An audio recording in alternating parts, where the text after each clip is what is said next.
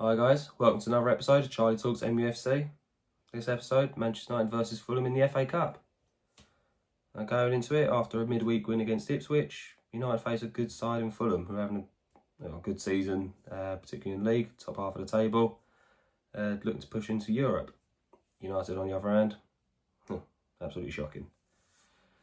Now, first half, too much the whole game was, to be honest, low in quality, but particularly in the first half, United start brightly for what they've been in recent performances terms in comparison to it. It's not bad, but they don't do anything with the ball. They don't really create any opportunities. They're not moving it around quick enough.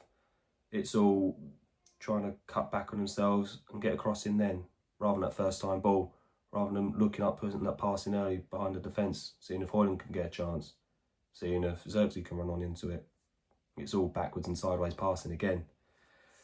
And yeah, it's just lacking quality really. And then Fulham get a goal, pretty much identical to how they scored last time in the FA Cup against us. Short corner into the box, United fall asleep, ball watching, this time from both Yoro and Mazraoui. Goal. Bassi puts it in from a couple of yards out.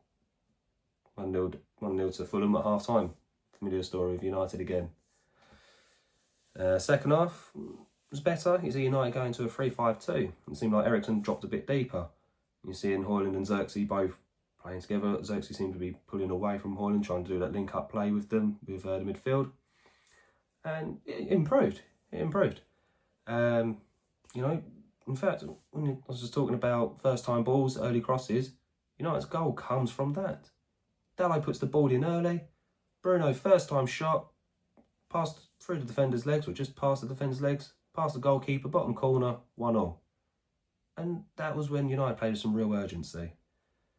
And then after that, it was a bit slow.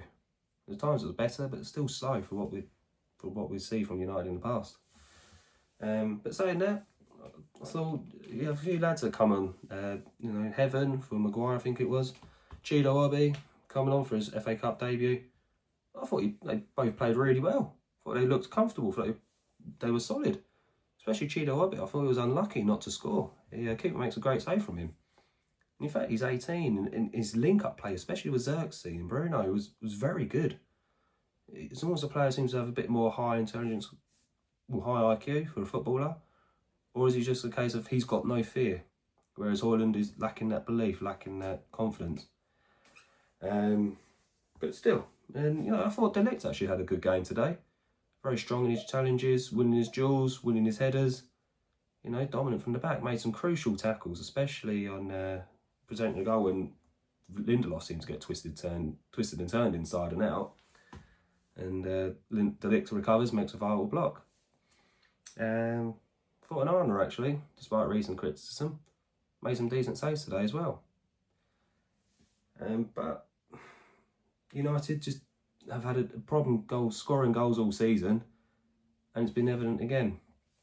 I mean, nowadays we're playing with athletes with a half-decent touch, whereas we used to play with footballers with a high IQ. And what I mean by that is, you look at Paul Scholes, he wasn't necessarily a player to run 15, 20 kilometres in a game. But he'd have that ball. Whether you gave him 5 yards of space or half a yard of space, or if you tried to go touch tight with him, he'd just turn you, sell a dummy, drop the shoulder, play the ball on.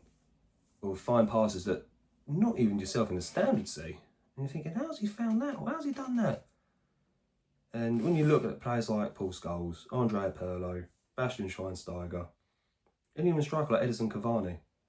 Cavani, I remember him scoring a goal where he looks like he's opening up his body to put it far post. I think it was against Everton about 5 years ago. And then last second cuts it back across, puts it near post, and Pickford's completely beaten all ends up. But now you're watching players like Garnacho and Dalot. Athletes with a half-decent first touch, they can run, great. Can run 15, 20k a game.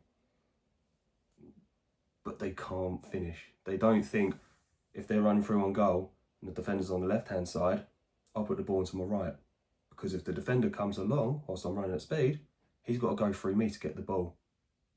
Instead, we're still trying to run and cut back onto our favoured foot. And yeah, lack of thinking in that regards.